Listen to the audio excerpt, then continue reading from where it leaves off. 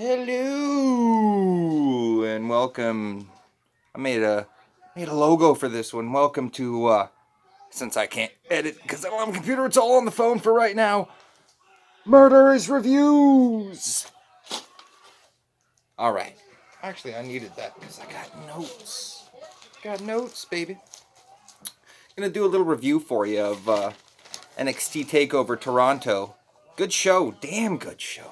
My God, was it good? Why can't the or WWE main show be that damn good? Why? I wish I knew. Little high, but that's all right. Little high, baby. So yeah. First thing I made note of. Yeah, I made notes. uh, I guess I haven't really been paying attention at takeovers, but Carlos and Marcelo are on the Spanish announce team out there, and they're everywhere. God damn, how many paychecks do they get? Oh, they better be getting paid well. They're announcing every Spanish thing WWE has. God damn. Match one, we start off with a title match, tag team title match between the Street Profits and what is it? UE.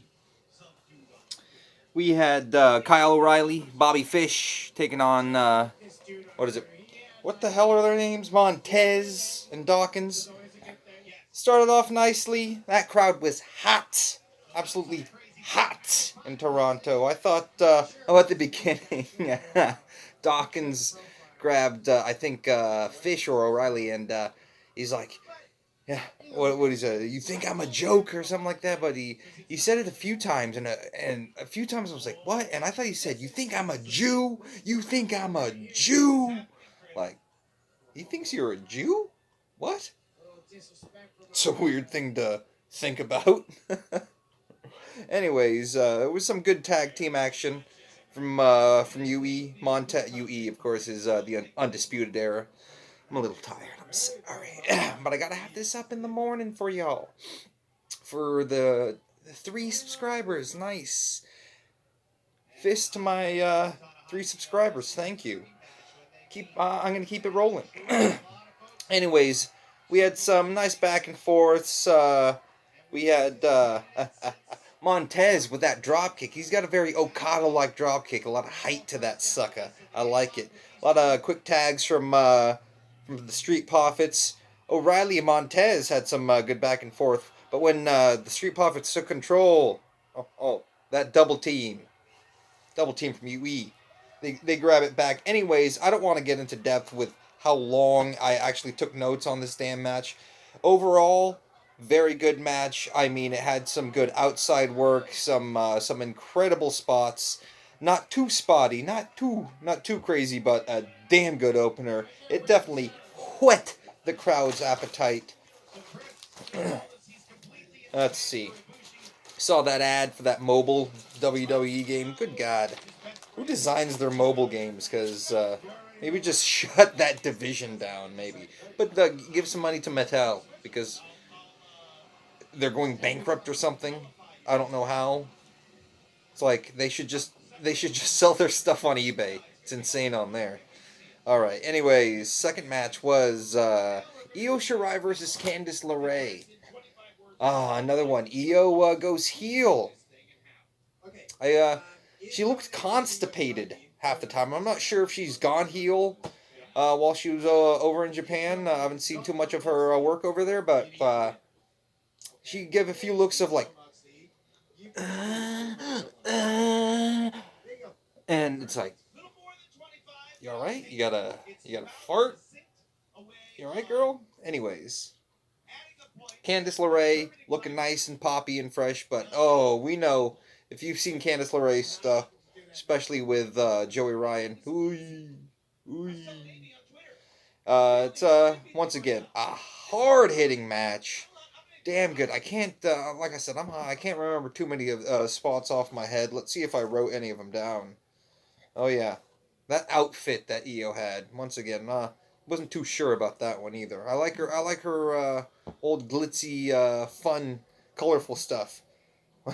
She looks constipated. Oh yeah, the table spot where Shirai suplexed LeRae straight onto the table. Like, oh, stiff table, tight pockets.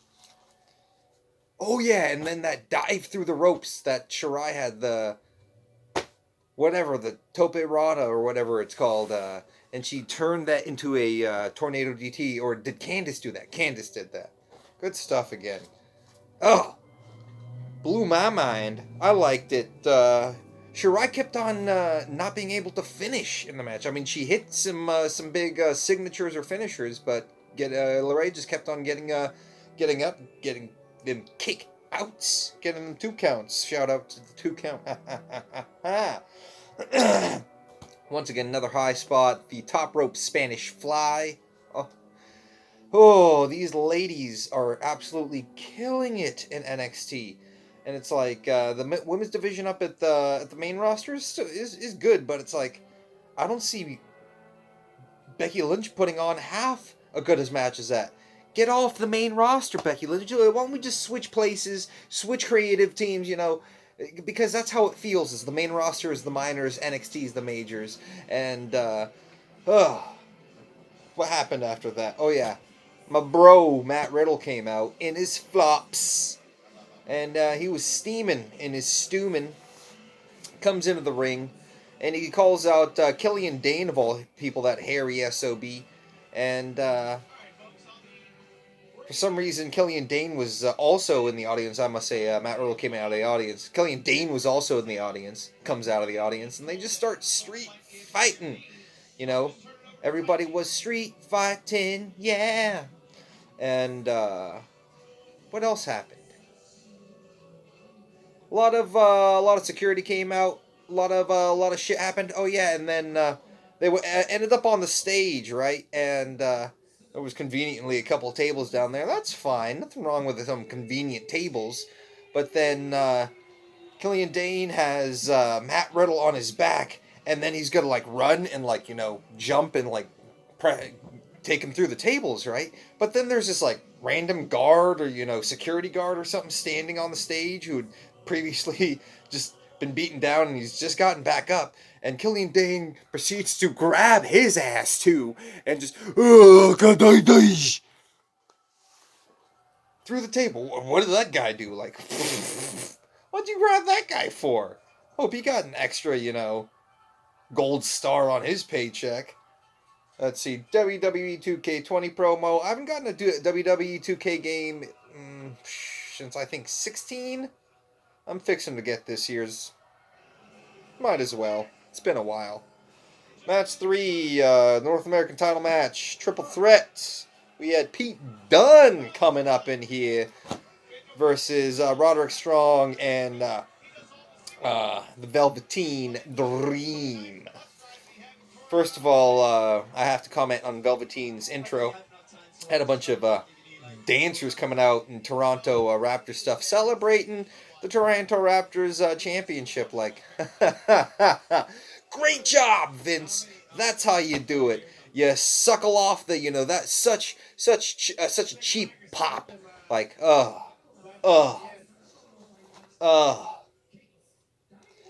But anyways, I do want to say Roderick Strong. He looks like that guy from Shawshank Redemption, if you know that movie. The young kid who ends up knowing some shit, knowing that Tim Robbins' character didn't do it, and but he ends up getting taken care of by the warden. That's a ding. My popcorn's ready. But that's who Roderick Strong looks like, and kind of reminds me of that. Just a short temper, fight me type of attitude.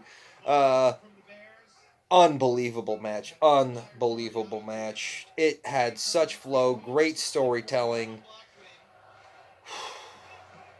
I'm just going to keep on moving on. Keep this video short. Keep this review short.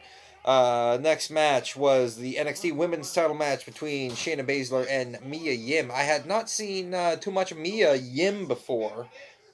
When I first heard the name, I was like, isn't that a porn star? I think it is. Maybe she was a porn star. I don't know. I gotta Google that. But not a good match. Mia Yim comes out. She talked about how she's from SoCal, and it was a war zone growing up. I don't know. You know, she grew up apparently in Fontana. Now I'm not from SoCal. I'm from the Bay Area, which if you're from really Northern California, then Bay Area is SoCal. If you're from the Los Angeles area, then Bay Area is NorCal. You know, we're stuck in the middle. We're no nobody likes us. We're too good. But I'm up in Humboldt now, anyways. But I digress. I digest. Uh, she was talking about how it was a war zone growing up in Fontana. Like, I don't know Fontana too well. Did see that Ghost Adventures episode up in there. That one was spooky. Who? Maybe that's what she was talking about. There was a lot of ghosts. There was a ghost war zone out there. It's spooky. Oh, ooh. I don't like ghosts. They spook me. But not much in the match. Not just this kind of boring. Nobody. You're not sure what's happening. There's this spot where Mia gets Shayna's arm like pinned in between the steps and the ring. She like forces the steps there. I don't know why like Shayna's like struggling to like get her arm out easily. Just like whoop or push it. Wasn't they're not that heavy, and but anyways, Mia kicks the stairs, proceeding to kayfabe injure the arm, and I guess that's the story of the match is the arm, but there was no real build up. I still feel like Io Shirai should be in the title match picture, not Mia Yim. I don't didn't care for the match. Didn't feel anything. The crowd was extremely quiet. Nobody cared. I mean, maybe that was definitely the bathroom break match, because after that match, we had basically 3 matches in between Cole and Gargano. My God, I love Adam Cole. I love that Undisputed Era theme song. Woo! Boom! Oh, I love that. It like my boner pops every boom every time. Adam Cole, baby. Oh, God, he's a workhorse. So the first, it's a best 2 out of 3 falls match. Everybody knows these match always goes 3 falls. I don't think I've ever seen one go 2 falls. But it's each one has a stipulation to it. Adam Cole got to pick one. Gargano got to pick one, and if the third one is necessary, which of course it's gonna be, then William Regal picks that one. And so Cole, through a flip of a coin, his stipulation got to go first, and his was just a good old fashioned regular match because feels like he's beaten Gargano, before many times like this, so he feels like I'm gonna do it again, rubbing your face. Bad decision. But he does end up winning it. It was a good like 20-minute match, like 25 minutes, or maybe even half an hour. I don't know. I was entranced, and but ends up near the end, Cole introduces a chair. Kind of faking out. The ref is all like, "Hey, blah blah blah, I'm gonna do," and Cole ends up tossing the chair, and the ref goes to snag it to go toss it out, and that's when. He kicks Gargano right in the peaches. Oh yeah, millions of peaches. Peaches for Gargano. And lays him out, gets the 1, gets the 2. Nope. And Gargano wasn't too happy about that. There's some more back and forth. Gargano ends up getting the chair, and the ref's all like, "Hey, I'll do it to you too. You use that shit, I'll throw you out." And Gargano's all like, you could see at this point, he's on edge. He's like, "What the fuck ever," And so he just starts bashing Cole. Boom, he's disqualified. Cole wins match number 1. Start of match number 2. It is a street fight, which Gargano picked. So then he proceeds to continue to beat the ever-living hell out of Cole with that chair. Some good stuff. They set up They tease a lot of stuff. They set up a lot of chair shots, a lot of stuff like that. But in the end, Gargano ends up winning it by lawn darting. Just taking Cole on his shoulders and lawn darting him through this chair he wedged in between the ropes in the corner. And there was two unused tables in the ring, and the third match is now starting, and we have got Regal's match, which is a cage of destruction. There's weapons zip tied to it, kendo sticks, chairs, ladders, tables. There's barbed wire around the ring, and there's this burlap sack staring at you. It's on the hard cam. It's staring at you. And you're like, ooh. And you're like, these guys have already beat the hell out of each other, and they got to go through this, a cage match with weapons everywhere. This is going to be awesome. And, they go at it. Once again, just beautiful stuff. I don't want to, tell you too many spots. The one spot I do remember is him going for Gargano. I shouldn't play the pronoun game. Gargano going for the sledgehammer on top of the cage, coming down with it, meeting a super kick party from Cole. Cole grabbing the ladder near the top and just throwing it at Gargano, who, unfortunately, I'm a Cole guy. Gargano gets out of the way of that.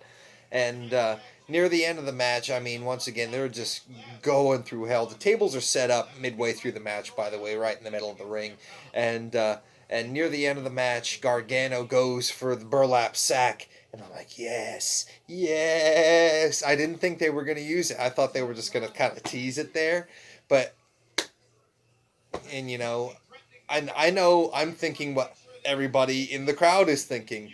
And, the sack kind of opens and you're like, ooh, here we go. And I'm thinking thumbtacks. Everybody is thinking thumbtacks. Because every time thumbtacks have been used, it comes out in a burlap sack. They have not used a burlap sack for anything else. And so he opens it and he dumps it out. And what comes out? Like tools and shit. Like, what? And you hear the crowd, and as he starts to turn the bag upside down, and like, starting, crest, like, yes, and then tools stuff. Oh, what? Everybody's confused. Nobody likes this. Gargano grabs some wire cutters. He climbs up to the top, cuts some length of barbed wire off the top of the cage. He then proceeds to chase Cole, who's now scampering up the cage, and he can't escape it. Now, there's barbed wire all around it. Just jump over that shit. But he climbs himself onto this table that's on the corner on top of the cage, and Gargano comes up after him. They're, doing this and that, and they're both on up there, and whoopsie daisy, up off the table, through the two tables, in the middle of the ring. Ooh, and it looked, at first I thought they missed both tables. I was like, hey, but it looks like they definitely overshot, and they hit or they put the tables way too close, and they went through the rear table. Looks like they barely went through that sucker. But as they go through, Cole just kind of like flops over and gets the 1, 2, 3. That's right, Adam Cole. Boom, baby. Adam Cole retains NXT Championship. Oh, I never told you who won that triple threat. It was the Dream. No belts exchanged hands. Street Profits won that first one. I'm bad at these things. I'll get better. I'm trying, people. I'm putting effort into it. That's all that should matter, right? Effort counts for something. But thanks for joining me on this review. We got G1 Climax Finals coming up on Monday, so I might have a video up on Tuesday morning for that, so check that out. SummerSlam is tomorrow, so I'll have a video up Monday for that. I've been Professor Murder. This has been Murderous Reviews. Thank you for joining me.